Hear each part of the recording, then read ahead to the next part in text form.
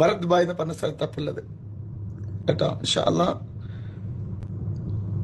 ഒരുപാട് ആൾക്ക് ഇന്നലെ നമ്പർ കൊടുത്തൊരു ഭയങ്കര വിളിയാ, ഒന്ന് കാണാൻ പറ്റുമോ, ഒന്ന് കാണാൻ പറ്റുമോ, ഒന്ന് കാണാൻ പറ്റുമോ. എല്ലാവർക്കും ഒന്നും കാണാൻ പറ്റൂലെങ്കിലും ഞാന് ദുബായിൽ വന്നാലും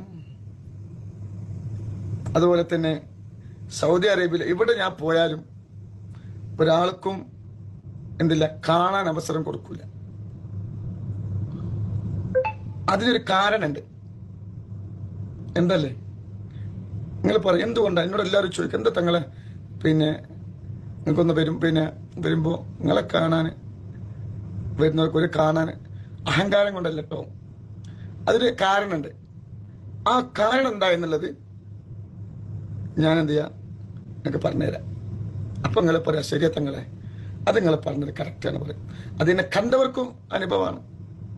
ആള് കൂടുന്ന പക്ഷേ അല്ല, ആള് അൽഹംദുലില്ലാ നൂറെ ഹബീബ് എവിടെ പോയാലും അത് ഉണ്ടാവും കേട്ടോ.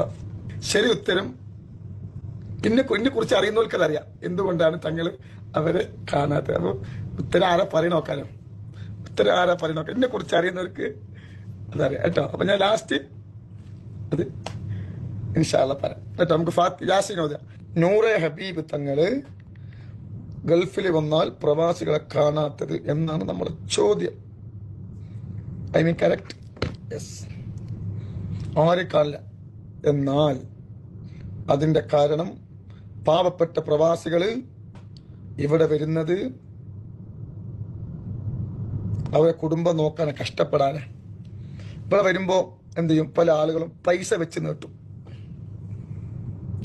നിങ്ങൾ പതുവായിരിക്കട്ടോ, ഐറ്റം നേരം വെളുത്ത് വൈകുന്നേരം വരെ